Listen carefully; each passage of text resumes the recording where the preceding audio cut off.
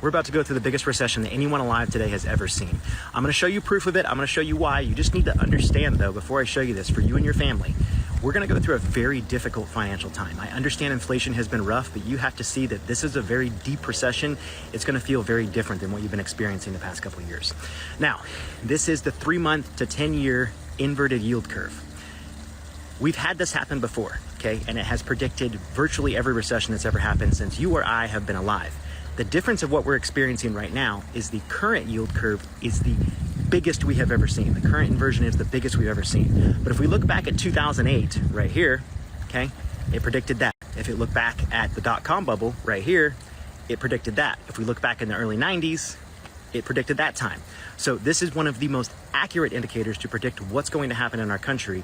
And the trigger signal is when the yields uninvert. And that is what has happened in the past couple months. The American people need to prepare for a very serious recession. The stock market and housing market is going to correct big time. We just got some new data on this today that no one can deny. I think we can all agree that Warren Buffett is a successful investor.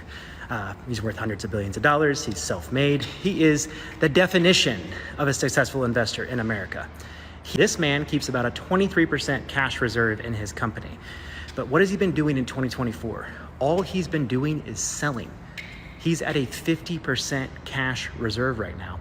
And when asked about it, he said that he's been worried about inflation and how much stocks have gone up with said inflation along with housing. The man that thinks that cash is worthless is sitting on $325 billion waiting for a crash right now.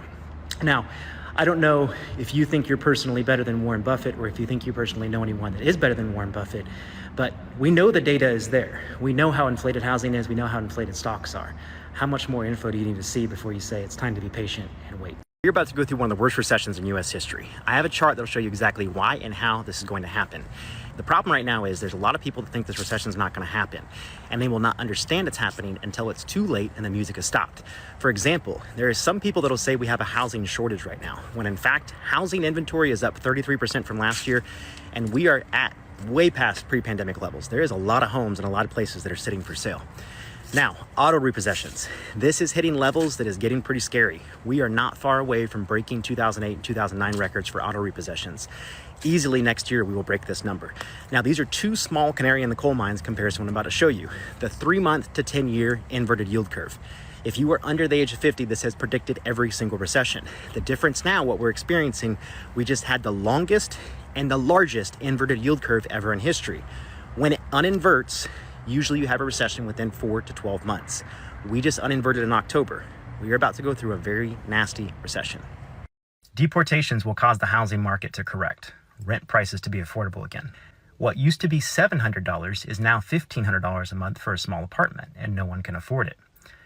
If they deport between 5 and 10 million people, you will see apartments, condos, houses, rent drop significantly. Now, the entire housing market's tied together, and even though most immigrants are not coming in and buying $500,000 homes, when the market corrects, the entire market corrects. There's many things that could cause the housing market to pull back. We're not going to talk about the debt bubble and other things in this video, but deportation in itself would make the housing market naturally correct itself.